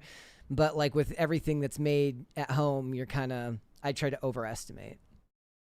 You can't even trust what's on the packaging at this point. Yeah, that's true. Guys, we're really close to the second crisis party. We should do that before we... Do we have any Rumble rants or just one more finish up with the Super Chats? One more Super Chat here from High Voltage 75. He says, Mary, yesterday I asked Phil and Libby if they missed you, and Libby said yes, she did. Phil said no. I think, is that what I'm hearing? I think Libby just was the one who answered the question. Well, that's nice. I miss Libby back. You can pass along the message. I'm sure that a visit will be due at some point here. Broody Gambit over on Rumble says, when I was 3 or so, I made lunch for my dad to take to work. I made him a bologna and Lucky Charms sandwich, I think. He likes to bring it up from time to time. Did he eat it, though? That's a good question. Honestly, I'm not picky. I would probably eat that. That doesn't sound like the worst combination in the world. Broody Gambit also says, you know what else was an April Fool's joke? The Tauntaun sleeping bag with lightsaber zipper pull. It was so popular, they actually made it. I don't know what that is. Yeah. All right. All right, one more here from Pop Culture Junkie says, I limit to 1,200 calories for a couple of days so I can splurge on the third one, hence the Cheetos. I don't want to do... Damn. I'm just going to try and stay steady. I'm not doing that. I mean, that is true, though, that, you don't look at a bag of chips the same way ever again when you realize you can only eat 12 of them to get, the serving size. Yeah, there's no use. It's not, so I just stop eating them. Yeah. Because it's just not fun. Mm-hmm. Though I make an exception for when I eat fajita ramen noodles. I use, instead of a fork, I use chips. That's absolutely diabolical. I know. I use... I mean, that actually doesn't even sound appetizing in any way, shape, or form. It's incredible. It's It's literally my salt content for the week. Ugh. Gross. I do that like once a week. One more. We got a 20 here from Ercole DeStefano, who says, "You're looking positively radiant today, Mary." Thanks. It might be the blinding light pouring in to my window right now, but I appreciate it. One more from Greg Duvier says, "I like toidles. Running them over is a crime." Is it? It doesn't sound like it's actually a crime. Shane H. Weiler says, my alarm is just the iPhone nuclear alarm. I don't use ringtones. When I got my current phone, I just turned the sound off and disabled Amber Alerts. I'm sorry, how do you misread alarm as fajita? Because somebody said ramen noodles under there, and I was still thinking about my fajita ramen noodles that I want to go eat right now. All right, have fun with that. Yep. All right, that is everything, ladies and gentlemen. Before we go, hit the like button on this episode. Subscribe to the channel if you're new here and you have not subscribed here yet already. Remember, please, tomorrow night, 7 p.m., new premiere episode, talking with Siaka from the Daily Wire about the upcoming movie Run, Hide, Fight, Infidels, all about what it took to produce that movie. He has some great stories. We get into a lot of other great conversations as well. I'd love it if you guys would check that out. I may check in on the chat as well, so go and watch it, 7 p.m. on Saturday. Also, thank you to everybody who is subscribed over on Rumble as well. We hit 60K, so thank you guys all so much for that. And then we got a couple more super chats here from Pop Culture Junkie, who says, "I am also blessed with a jackrabbit metabolism." I don't know what that means. Do jackrabbits have a particularly good or bad metabolism? Well, it's very fast, I think, so is all you mean. I would say a roadrunner metabolism then. S Bud says yes with like 9 S's. Thank you. Slay. All right. Mary, where can they find you? You guys can send me validation on Instagram. That is Mary Archived. Or you can send me hate on X. That is also Mary Archived. And help me get TikTok famous. That is also Mary Archived. One more from Greg Duvier, who says Mary hates toidles. I don't know if that's true. No, I don't. There you go. I've never knowingly run over a turtle. I'm just saying it's not a crime. All right. If you guys want to follow me, I'm on Instagram and X at Brett Dasovic on both of those platforms. PCC, 5 days a week, Monday through Friday, 3 p.m. Eastern, which is noon Pacific. Amazon Music, Apple Podcasts, Pandora, and Spotify. If you'd like to listen rather than just watch our show, you can also rate and review on Apple Podcasts and Spotify, which is a great way to help us out. Thank you guys so much for that. If you want to follow us on social media, Twix at popculture_show, Facebook at Pop Culture Crisis, Instagram at Pop Culture Crisis Pod. Guys, we'll see you on Monday. Later. Bye.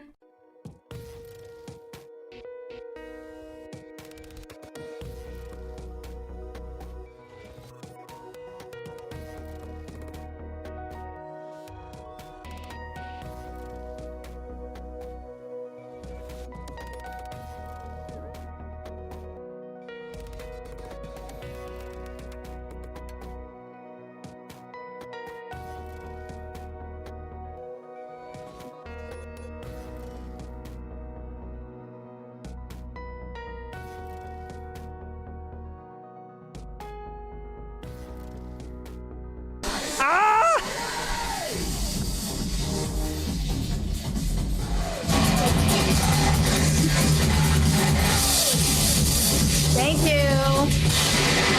I heard the click and I went back. Thank you guys so much. We'll see you on Monday.